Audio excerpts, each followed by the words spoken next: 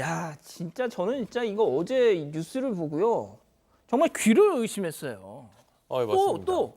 이게 저는 그 일이 다시 논란이 되고 있나라고 했더니 그러니까요. 그 당시에 이제 의류업체 매장에 있던 직원을 폭행하고 다치게 했는데 이번에는 이제 환경미화원에 대해서 폭행을 저지른 사건이 또 발생했습니다. 벨기에 대사 부인 기억하시죠? 마찬가지로 또 이 환경미화원과 몸싸움을 벌여 경찰이 출동한 일이 벌어졌는데요. 이게 지난 5일 어제입니다. 어제 오전이에요. 그래서 용산구에 있는 한 공원에서 환경미화원 이모 씨와 고성을 지르며 몸싸움을 벌였고요. 일단 경찰이 현장에 출동했지만 서로 처벌을 원하지 않아서 처음에는 형사 입건이 되지 않았다라고 합니다. 근데 그 이후에 이 피해자가 오후에 이 파출소를 찾아가 이 벨기에 대사 부인이 뺨을 2차례 때렸다고 진술했고 고소 관련 안내를 받은 것으로 알려졌습니다.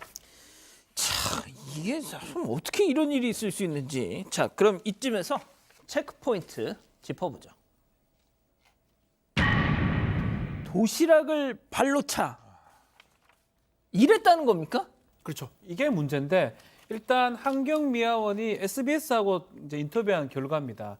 자신이 먹기 위해서 준비한 도시락, 환경미화원이 뭐 이렇게 사실 식당에서 먹기 좀 어렵잖아요. 도시락을 옆에 뒀는데 이 벨기에 대사 부인이 가면서 이거를 찼다고 합니다. 차버렸는데 이게 1m 정도 날아갔다고 해요. 그러니까 너무 말이 안 되니까 이 항의를 하니까 그때 이 대사 부인이 뺨을 때렸고요. 뺨을 맞으니까 환경미화원 입장에서도 화가 나가지고 약간 이렇게 밀치니까 또다시 폭행을 했습니다. 결국은 벨기에 대사 부인이 발로 차서 시작된 폭행이고 환경미화원은 살짝 밀친 부분이 이것도 뭐 폭행입니다. 그리고 다시 또 폭행을 당했던 요게 설명되고 있는 상황입니다.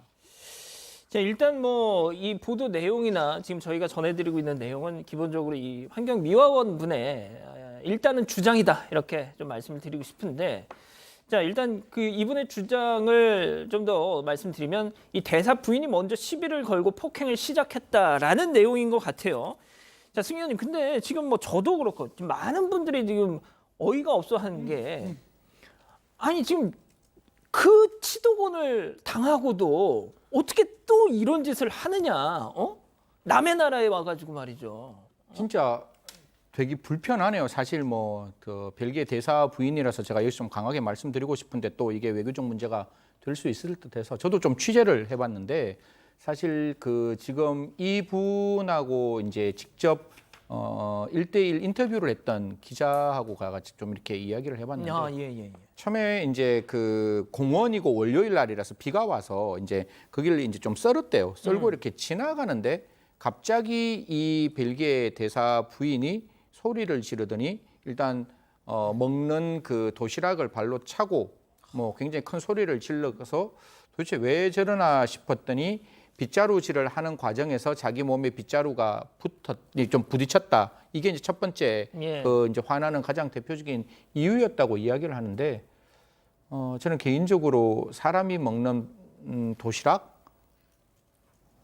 그거는 절대로 인간의 존엄과 관계되는 문제라서 당연하죠. 저는 좀 그냥 마음 편하게 그냥 하겠습니다. 용서가 되지 않는 부분이에요. 사실 사람이 사람과 싸울 수 있는 부분이 있을 수 있습니다. 감정이 극하면. 그런데 거기에 대해서 먼저 말하지 않고 저희들은 뭐 환경미화원 그러는데 뭐 공원관리원 둘 다 뭐 편하게 쓰도록 하겠습니다.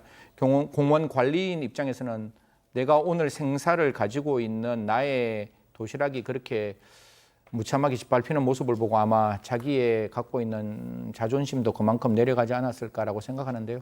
이 부분에 대해서는 조금 국가가 적극적으로 또 법률적 조언을 좀 해주고 상담도 좀 해서 이게 그냥 단순하게 반의사 불벌로 끝날 수 있는 건지 한번 좀 들여다봤으면 좋겠습니다.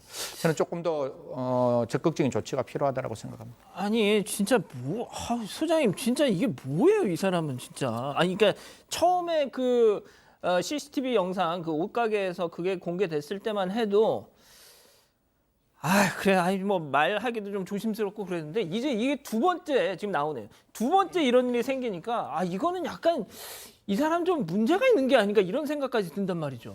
많은 문제가 있어 보입니다. 이 환경위원회의 주장이라고 저희가 얘기를 했는데 그게 이제 다 사실이라고 받아들일 때 아니면 뭐 이제 어느 정도만이라도 사실이라고 받아들여도 이 지금 벨기에 대사의 부인이 반복적으로 이런 행동을 하고 있거든요. 그러니까 저도 이제 방송에 나와서 함부로 누군가를 이분은 뭐 정신적인 어려움이 있는 것 같으니까 치료를 받아야 될 것 같습니다. 그렇죠. 이런 얘기를 정말 함부로 하지는 못해요. 그런데 이 지금 대사 부인의 문제는 정말 외교적인 문제가 일어날 만큼 대한민국을 떠들썩하게 했고 큰 분노를 일으켰는데 지금 며칠 지나지 않아서 또 이런 일을 저질렀다는 건 자기 행동을 자기가 조절하지 못하고 있을 확률까지도 저는 생각이 드는 거죠. 그렇다면 그걸 우리는 병리라고 칭하거든요. 충동 조절 장애라는 거죠. 아하. 자기의 충동을 조절 못하는 거예요. 어떤 화가 나는 충동이라던가 누구를 타인을 해하는 충동, 어쩔 땐 자해하는 충동, 이런 충동을 조절하지 못하면 이분은 지금 일을 하거나 공개적인 일을 할 때가 아니라 치료를 받아야 되는 분이라고 저는 생각이 듭니다. 예. 그러니까 올해가 말이죠. 이 한국 벨기에 수교 120주년입니다. 되게 뜻깊은 꺾어지는 해인 거잖아요. 그런데 그 대사의 부인이 지금 이런 일을 하고 있다는 지금 주장이 나온 겁니다.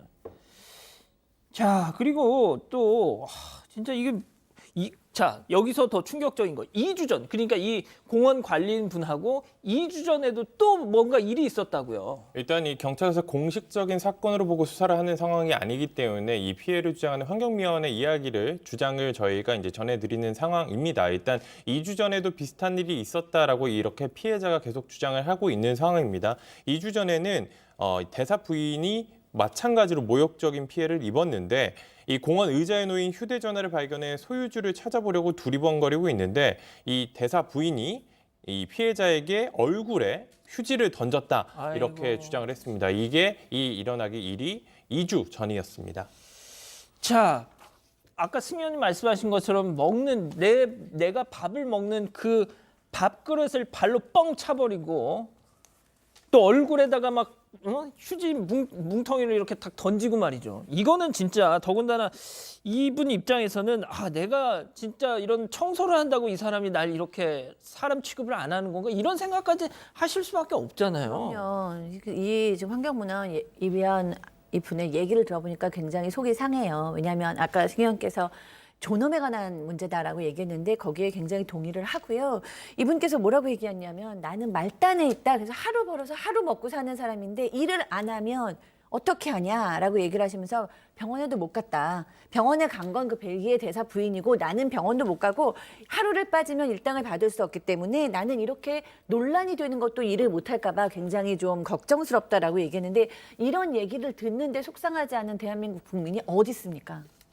자, 또 이런 보도도 있었어요. 이 시앙시가 유럽에 있는 그 공자학원이라고, 그러니까 중국의 어떤 뭐 이런저런 사상을 약간 전파하는 그런 기관이 공자학원이라고 각 뭐 나라마다 좀 있는데 거기서 태극권 강사로 활동한 이력이 있었다 이렇게 벨기에 언론이 보도했었거든요.